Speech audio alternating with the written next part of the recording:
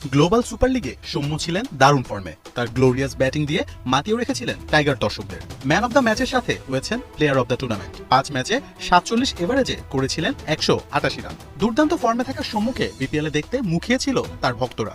তবে ভাগ্যের নির্মম পরিহাস, চোটের কারণে বিপিএলটাই মিস করতে যাচ্ছিলেন তিনি। তবে সব শঙ্কা কাটিয়ে তার দল রংপুর রাইডার্সে নেটে ফিরেছেন সৌম্য সরকার। চিটং কিংসের বিপক্ষে ম্যাচের আগেও রাইডারদের অনুশীলনে দেখা যায় সৌম্যকে। ধারণা করা হচ্ছিল হয়তো ম্যাচও খেলে ফেলবেন, তবে সৌম্যকে নিয়ে নো রিস্ক। নেটে ফিরলেও ম্যাচ খেলার মতো অবস্থায় এখনো নেই তিনি। ম্যাচে ফিরতে মুখে আছেন এই হার্ড-হিটিং ওপেনার, তবে কোনো তাড়াহুড়ো করে নয়, কারণ তাড়াহুড়ো করে নিজের বিপদ ডেকে আনতে চান না তিনি। যদিও কবে ম্যাচ খেলতে পারবেন তা এখনো জানেন না। জিম এবং নেট সেশনেই তৈরি করছেন নিজেকে। নেটে ফিরতে পেরে খুশি সৌম্য। সবচেয়ে ভালো লেগেছে যে মাঠে আসতে পেরেছি, মাঠে এসে অনুশীলন করেছি, এটা খুবই ভালো। আজকে দ্বিতীয় তৃতীয় দিন ব্যাটিং করলাম, আস্তে আস্তে উন্নতির দিকে যাচ্ছে। যেহেতু আমরা ক্রিকেটার, সবসময় ভালো লাগে মাঠে আসতে, কাজ করতে। সৌম্য শুধু একজন ব্যাটারই নন, একজন অলরাউন্ডারও বটে। তার মিডিয়াম পেসটা ব্রেক থ্রু এনে দেওয়ার জন্য দারুণ কার্যকরী। তাছাড়া ফিল্ডিংও টাইগারদের ওয়ান অফ দ্য বেস্ট তিনি। ব্যাটিং ছাড়া বোলিং এবং ফিল্ডিং নিয়েও নিজের ভাবনার কথা জানিয়েছেন এই ওপেনার। চেষ্টা করছি, তবে এখানে জোরাজোরি করতে গেলে হিতে বিপরীত হতে পারে। ব্যাটিং করছি এখন, কিন্তু ফিল্ডিং এর কোনো কিছু এখনো ওইভাবে করা হয়নি। আস্তে আস্তে যেতে হবে। ফিজিও চিকিৎসকদের সঙ্গে কথা বলতে হবে, ওনারা ভালো বলতে পারবেন। আমি ব্যাটিং শেষ করে আমার ফিডব্যাক ফিজিওকে বলেছি, উনি আবার বাড়তি কিছু কাজ দিয়েছেন। এরকম ভাবেই চলছে, চেষ্টা যত দ্রুত সম্ভব ফিরতে। আসন্ন চ্যাম্পিয়ন্স ট্রফিতে টাইগারদের টপ অর্ডারের ভরসা সৌম্য সরকার। গ্লোবাল সুপার লিগে সৌম্য নিজের যে দানবীয় ফর্ম ধরে রেখেছিলেন সেটা চোটের পর থাকবে কিনা তা বড় প্রশ্ন। তবে আশার ভেলা এখনই ডুবতে দিতে নারাজ সরকার। বিপিএল চট্টগ্রাম পর্বে আজ একদিনের বিরতি। কাল 2 ম্যাচ, দুপুর 1টায় দ্বিতীয় স্থান দখলের লড়াইয়ে স্বাগতিক চট্টগ্রামের প্রতিপক্ষ তামিম ইকবালের বরিশাল। সন্ধ্যা 6:30টায় রাজশাহী লড়বে খুলনার বিপক্ষে। ম্যাচ সামনে রেখে সকাল অনুশীলন করেছে সাউদার্ন আর্মিরা, যদিও বরিশালের অনুশীলনে ছিলেন না অধিনায়ক তামিম ছাড়া দলের সবাই ব্যাটে বলে ছাড়িয়ে নিয়েছেন নিজেদের। দীর্ঘ সময় অনুশীলন করেছেন অফ ফর্মে থাকা টাইগার অধিনায়ক নাজমুল হোসেন শান্ত। নেচে বড় বড় ছক্কা হাঁকিয়েছেন তাওহিদ হৃদয়। অন্যদিকে টানা ম্যাচ থাকায় শনিবার বিশ্রামে ছিল চিটাগং কিংস। 6 ম্যাচের 4 জয়ে 2 দলের ঝুলিতেই আছে সমান 8 পয়েন্ট। অন্যদিকে কাল ম্যাচ না থাকলে অনুশীলন করেছে ঢাকা ক্যাপিটালস। টানা হারের পর 2টি ম্যাচ জিতে চমক দেখালেও আবারও হারের বৃত্তে ঘুরপাক খাচ্ছে ক্যাপিটালস। জয়ের মধ্যে থেকে এবার আসর শেষ করতে চায় তারা।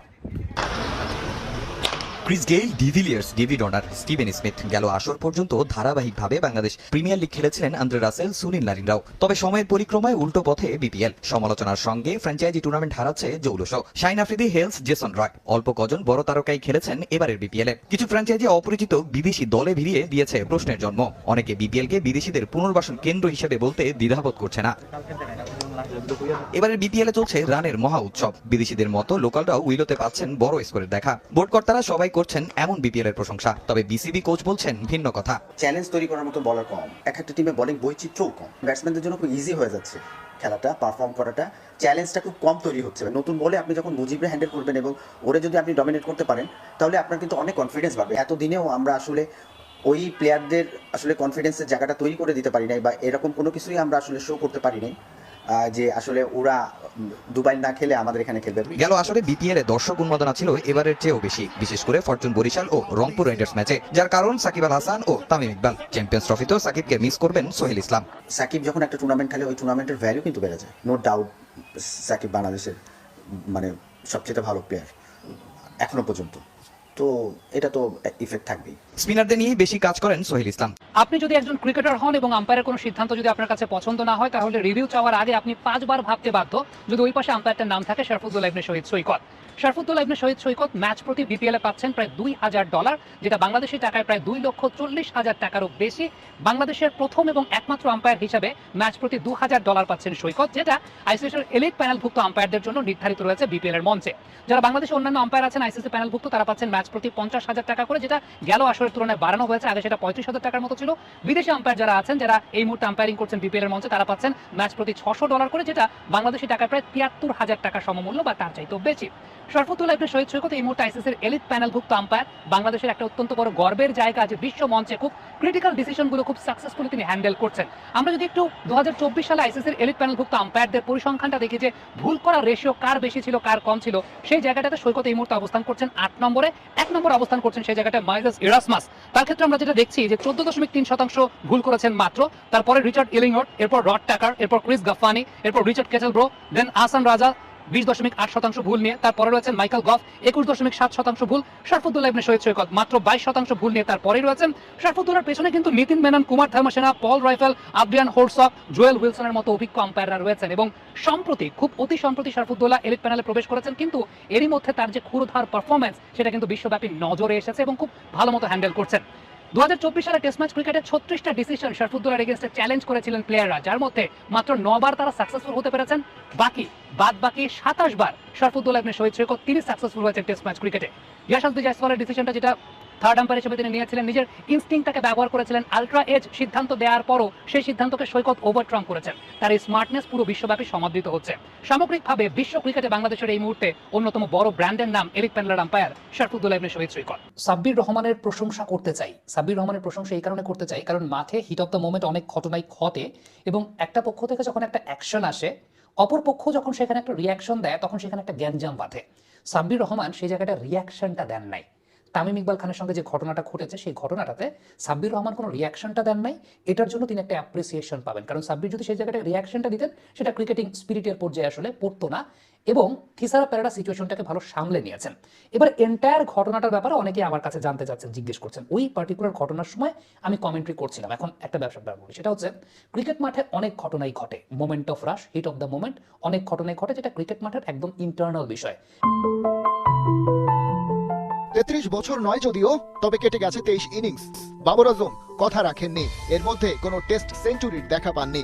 একসময় ছিলেন আইসিসি ব্যাটিং র্যাঙ্কিং এর নাম্বার 1। তাকে ভাবা হতো বিরাট কোহলির সাথে সেরাদের সেরা হওয়ার দৌড়ে দেবেন হাড্ডাহাড্ডি ফাইট। সেই তিনি এখন এতটাই রানের অভাবে ভোগেন যে একাদশ থেকেই ড্রপ হয়ে যান। ইস্যুটা আবারও সামনে আসছে কারণ ওয়েস্ট ইন্ডিজের বিপক্ষে মুলতান টেস্টে তার এক হঠকারী সিদ্ধান্ত। 22 বল খেলে ফেলেছিলেন, নামের পাশে যোগ হয়েছিল 8 রানও। এমন সময় জেডিন সিলসের বলে হলেন কট বিহাইন্ড, ব্যাটে লেগেছিল পরিষ্কার, আলট্রা এজেও স্পাইকটা বেশ বড়। আর কেউ না বুঝলেও ব্যাটারের বুঝে যাওয়া উচিত নিজের নিয়তি। কিন্তু বাবর নিয়ে নিলেন রিভিউ, যা হওয়ার তাই হলো। ফিরে গেলেন সাজঘরে, মাঝখান থেকে অযথা একটা রিভিউ নষ্ট করে এলেন। বাবরের এমন কাণ্ডে যেন ফুঁসে উঠেছে সোশ্যাল মিডিয়া। দাবি করা হচ্ছে নিজে দলের সিনিয়র ক্রিকেটার, সেই পাওয়ার কাজে লাগিয়ে আউট হোক আর নাই হোক, আম্পায়ারের সিদ্ধান্ত যাই হোক, বাবর রিভিউ নিয়ে নেন এবং সেটা নষ্ট করেন, যেটা বাকিদের উপর চাপ বাড়াচ্ছে। পাকিস্তান ফ্যানবেজের এক এক্স হ্যান্ডেল থেকে পোস্ট করা হয়েছে, বাবর রান পাচ্ছেন না, আবার রিভিউ নিয়ে বাকিদের বিপদও ডেকে আনছেন। যথেষ্ট হয়েছে, সে দলের বোঝা হয়ে উঠেছে, আমরা এটা আর টানতে চাই না। বাবর নিজের উপর চাপ খানিকটা কমাতে পেরেছিলেন গেল সিরিজে সাউথ আফ্রিকার বিপক্ষে। প্রথম ম্যাচের দ্বিতীয় ইনিংসে একটা 50, দ্বিতীয় ম্যাচে ছিল 2 হাফ সেঞ্চুরি। এর আগে লাল বলের ক্রিকেটে সবশেষ 50+ রান করেছিলেন 2022 সালের ডিসেম্বরে। সেবার করাচিতে নিউজিল্যান্ডের বিপক্ষে খেলেছিলেন 161 রানের ইনিংস, কিন্তু পরের 19 ইনিংসে আর কোনো 50-র দেখা পাননি।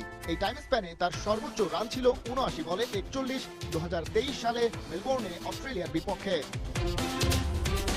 2022 সালটা রীতিমতো স্বপ্নের মতো কাটিয়েছিলেন বাবর। 1100+ রান করেন 17 ইনিংসে ব্যাট করে। এক হালি সেঞ্চুরির সাথে ছিল 7টা 50ও। গড়ে রান তুলেছেন 70 করে। তারপর থেকেই লাগলো কুফা। 2023 ক্যালেন্ডার ইয়ার শেষে তার গড় দাঁড়ালো 22.66। তার পরের বছর পার করলেন আরো বাজে ভাবে, গড় নেমে এলো 20-এ। এই 2 বছরে তার টেস্ট 50 ছিল মোটে একটা।